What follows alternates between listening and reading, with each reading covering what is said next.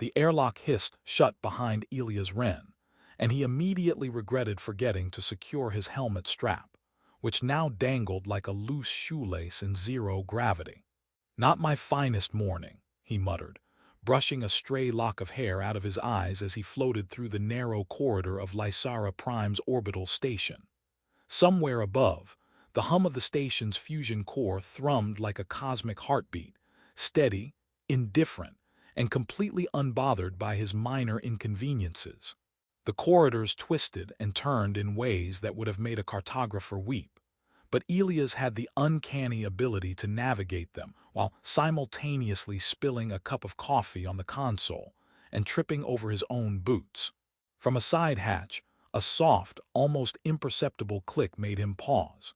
He squinted at the shadows, convinced he was being watched by the station's notoriously strict AI security drone, or perhaps by one of those hyper-intelligent, multi-eyed Lysaran rodents he had been tasked to observe the previous week. Then she appeared, Solara, tall and composed, her long ears tilting like finely tuned antennas toward him. She moved with a fluid elegance that made Elias feel like he had just been upgraded from a clumsy earthling to an audience member at a Lysaran ballet. "Captain Wren," she said, voice smooth, and even though the faint twitch of her ears betrayed a tiny ripple of surprise. "You're not supposed to be in this sector. It's restricted." Elias raised a single brow, floating closer despite the gentle warning of her posture. "Restricted? That's a funny word for a corridor that smells like burnt coffee and electronics. Are you sure it's not just under renovation?" Solara's lips twitched, barely a smile, more like the hint of a secret she might reveal someday. "No renovations today," she said. "And yes, you are very much trespassing." He laughed, the sound echoing slightly in the narrow space. "Trespassing, huh? I'll have you know I am exceptionally skilled at trespassing. In fact, I was planning to apply for a medal, but paperwork is a nightmare, you know." Her ears twitched again, once, twice, a subtle rhythm that almost seemed to synchronize with his heartbeat. She shook her head. "You humans are remarkably resilient in your ability to break rules with charm." Elias floated a little closer, eyes scanning the control panels lining the walls. "So, what happens if I don't get caught? Do I get a prize, or just a strongly worded memo?" Solara sighed, though it was tempered with amusement. "A memo and perhaps a temporary suspension from this sector, and a lecture, but mostly a memo." She reached for the console, her long fingers brushing lightly over the holographic controls, making them shimmer with soft, bluish light. "You are lucky I arrived in time. That corridor is not safe." "Not safe," Elias repeated, tilting his head. "It's a corridor. Last I checked, corridors weren't sentient. Or did the coffee smell get upgraded to dangerous too?" Solara didn't answer immediately. Her long ears flicked forward as she watched him, each subtle movement of her head like a small Morse code of curiosity and warning. The danger she spoke of was less about physical harm and more about chaos, the kind that followed Elias like a tiny, mischievous shadow. But instead of scolding him, she allowed herself a moment to imagine what it would be like if he noticed her beyond her professional demeanor, if he saw the twitch of her ears, the quiet weight behind her careful posture. The thought made her chest tighten ever so slightly. "Follow me," she said at last, stepping aside to let him float past, "and try not to touch anything or anyone." Elias saluted, mockingly stiff, then immediately dropped his hand, spinning half a rotation before catching a rail. "Noted, ma'am. Do not touch anything. That includes the rogue AI drones, genetically modified space rodents, and you, apparently." He smirked, and Solara's ears twitched sideways in something like irritation, or maybe amusement. They moved together, a human and a Lysaran, weaving through the station's metallic veins, past glowing conduits and occasional sparks that hissed into the air. Elias kept up a running commentary, pointing out which panels looked like they might explode if you sneezed too hard, and joking about the fluorescent lights being an intergalactic disco for bored engineers. Solara corrected him silently when he misidentified a life support valve as a high-tech soda dispenser, but she didn't scold him outright. Something in his levity made the usual tension of her duties feel lighter, almost absurdly so. They reached a junction where a series of plasma doors hissed closed, one after another. Elias stepped back instinctively, letting his boot scrape against the metal floor. "You know," he said, grinning, "if these doors ever gain sentience, I'd like to apply for a position as their therapist. First patient me." Solara couldn't help the small laugh that escaped her, a sound carefully hidden when others were around. Her long ears flicked forward and back, betraying her amusement. "I am fairly certain the doors would prefer you as a snack rather than a patient," she said. "But your confidence is notable." Elias leaned closer, pretending to whisper conspiratorially. "Notable, huh? That's almost as good as ridiculously handsome, I suppose. Does your species use that phrase much?" Solara blinked, ears flicking sharply at the unexpected humor. "Not often," she admitted, "and certainly not in official communication." "Official communication," he repeated, floating backward to avoid bumping into her. "What is this, a station or a diplomatic minefield? Because honestly, I feel like I should have a map and a Sherpa right now." Solara rolled her eyes, or at least the closest approximation her species allowed, and gestured toward the end of the corridor. "A map won't help if you insist on asking questions that have no answers." "Good," Elias said, beaming. "Then I am perfectly prepared to fail spectacularly. Lead the way, mysterious long-eared guide." She shook her head again, hiding her small smile as her ears twitched in time with the rhythm of the station's hum. For all his jokes and clumsy bravado, he had a way of making the sterile, metallic corridors feel almost alive. And as she watched him float ahead, narrowly avoiding a dangling maintenance cable, she realized just how quietly and completely her feelings were beginning to anchor themselves to this human soldier.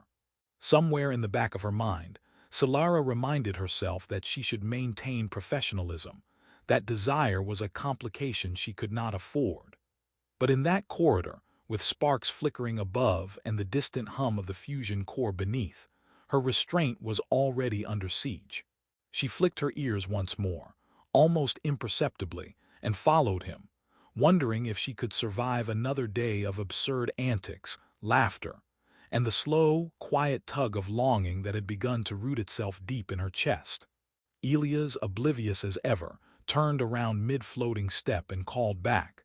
"By the way, if we survive this corridor, I expect you to tell me all the secret stuff, including which door might explode first." Solara sighed, inwardly rolling her eyes but outwardly floating with a grace she didn't feel. "We'll see, Captain Wren, we'll see." The corridor hummed around them, indifferent, alive, and ready to witness the chaos of a human soldier who could not follow rules, and an alien woman who had already decided she wanted him completely.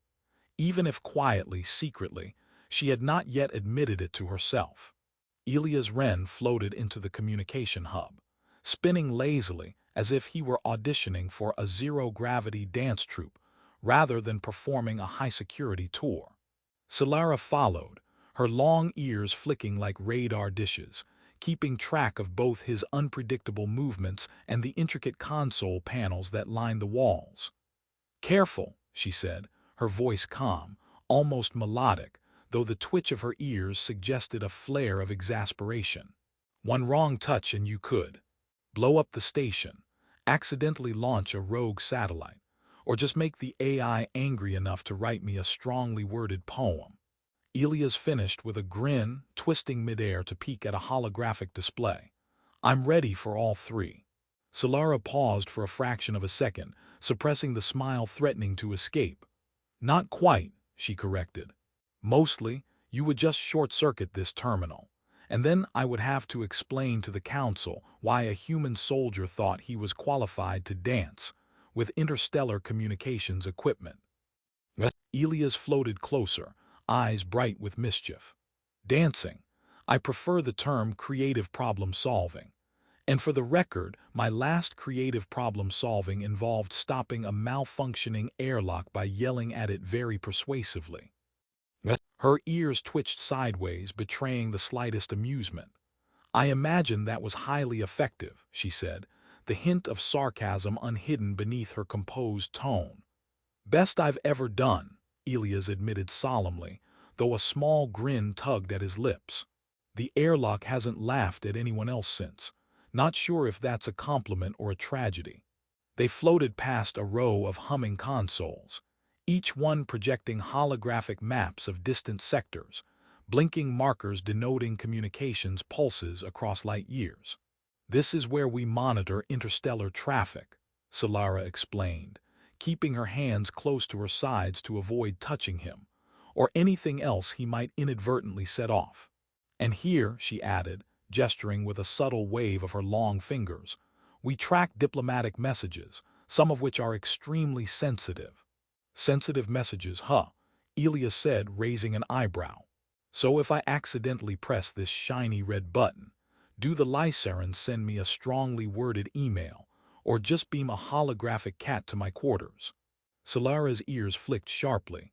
A holographic cat is the minimum response. The maximum response is a personal lecture from the council, which I assure you is far less entertaining than any cat. Elias grinned, reaching lazily toward a holographic display. Well, then I'll just have to be extra careful. Or maybe I could test the cat response. Strictly for research purposes, of course. Solara caught his hand midair with surprising speed, her long fingers closing around his wrist. Absolutely not, she said, tugging him gently away from the panel. We cannot risk it. These systems are delicate. He looked at her, his grin softening into something more genuine. Delicate, huh? Much like you. He teased, floating just close enough that his shoulder brushed hers. Solara's ears twitched violently this time, almost knocking a small stack of console schematics to the floor. Do not touch anything, she said firmly, though the quiver in her voice betrayed the effect his presence had on her. Especially me. Elias held up his hands in mock surrender, but the sparkle in his eyes suggested he wasn't really sorry. You make it very hard to follow rules, he said. You know that, right? Her lips pressed together and she exhaled quietly. You humans are impossible. The calm of the hub was suddenly broken by a shrill alarm, the AI's voice booming out. Warning, unauthorized interference detected in Sector 7, high-priority rogue probe inbound. Elias spun around in alarm, then stopped mid-rotation, eyes widening. A rogue probe? Is that bad? Solara's ears flicked forward sharply. Potentially. It is a security measure designed to track unauthorized movement, and now it believes you are the target. Me, Elias said, incredulous.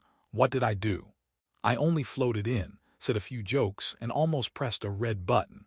The probe does not appreciate humor, Solara said dryly, her long ears swaying slightly as she moved toward a nearby control panel. Prepare to run. Or float. Or whatever it is humans do under zero gravity when avoiding lethal AI constructs. Elias threw a mock salute and grabbed her hand impulsively, making her catch her breath and almost stumble. Lead the way, mysterious long-eared guide. I am ready for adventure. The rogue probe appeared as a flickering holographic orb, multiple eyes blinking as it scanned the room. It emitted a series of high-pitched tones that sounded suspiciously like a robotic attempt at a cat meow. Elias squinted at it. Is it me, or does that probe have stage fright? Solara ignored the comment, guiding him through the hub with precision, every twitch of her ears scanning the probe's erratic trajectory. The chase was chaotic, yet oddly comical. The probe kept bouncing off walls, projecting holographic illusions of stars and kittens, and Elias accidentally floated into a console, triggering a harmless but very bright burst of light. Ah, he exclaimed, waving his arms dramatically. I am dazzled and confused, and slightly adorable if I may say so myself. Solara couldn't help but smirk, her long ears flicking in a rhythm that Elias almost mistook for Morse code. Focus, she said. If it touches the wrong console, we could have a system-wide glitch. Elias floated closer to her side, trying to balance calm and comedy.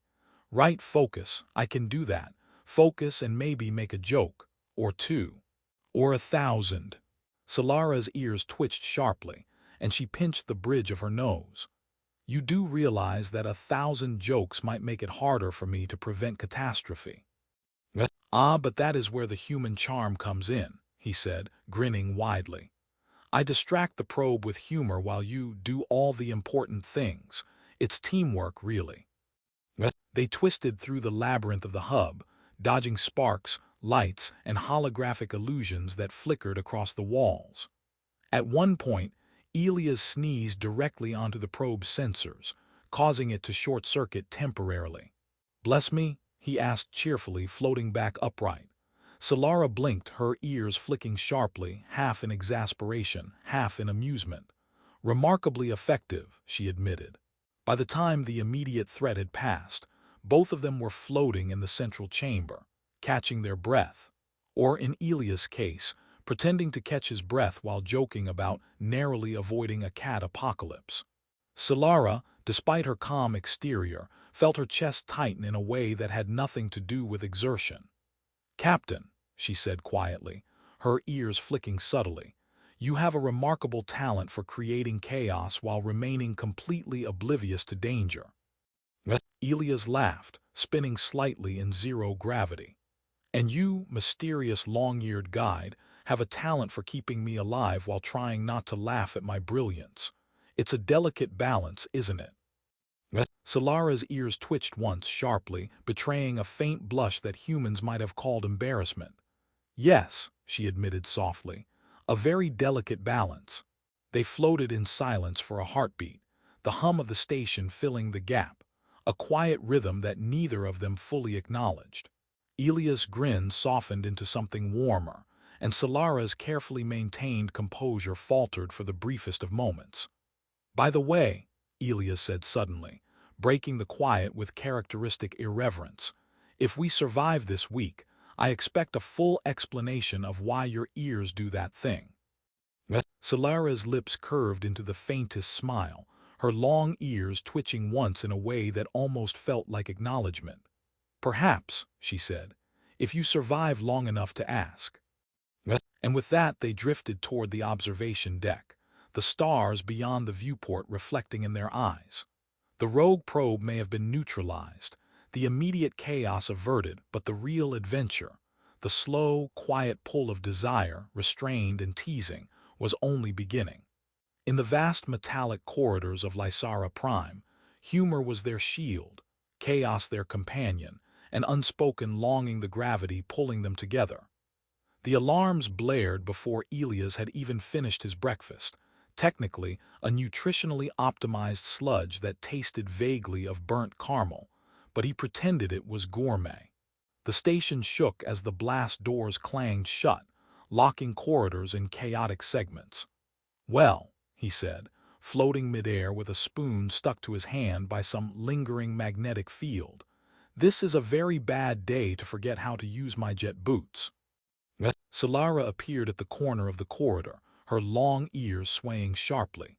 Eyes narrowed not in anger, but in that careful calculation she had mastered over decades.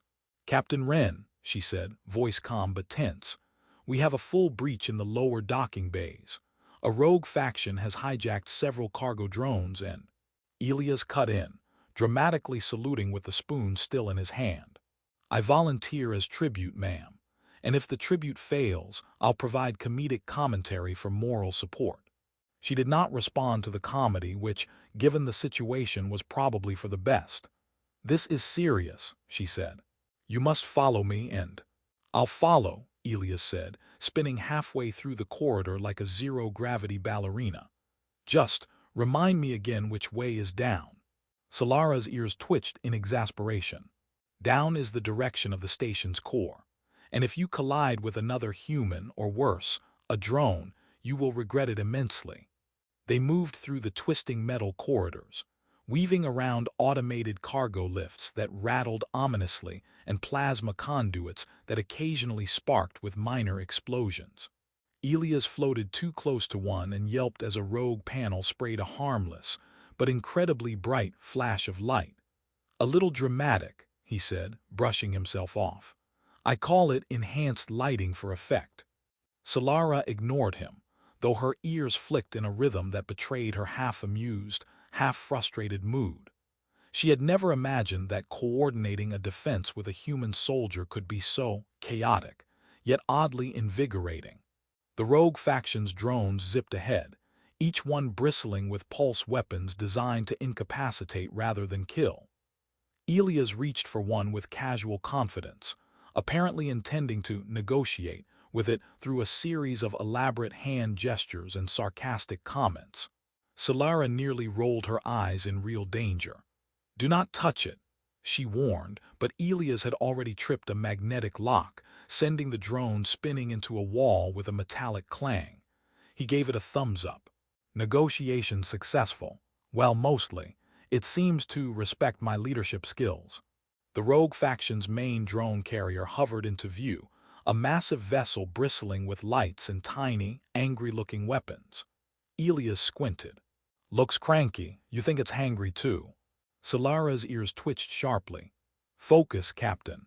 If we do not disable that ship, the lower bays will be destroyed. Entire supply lines could collapse." Elias gave a mock bow. "Yes, ma'am." Supply lines preserved. Check. Morale preserved. Double check. And the joke quota still pending.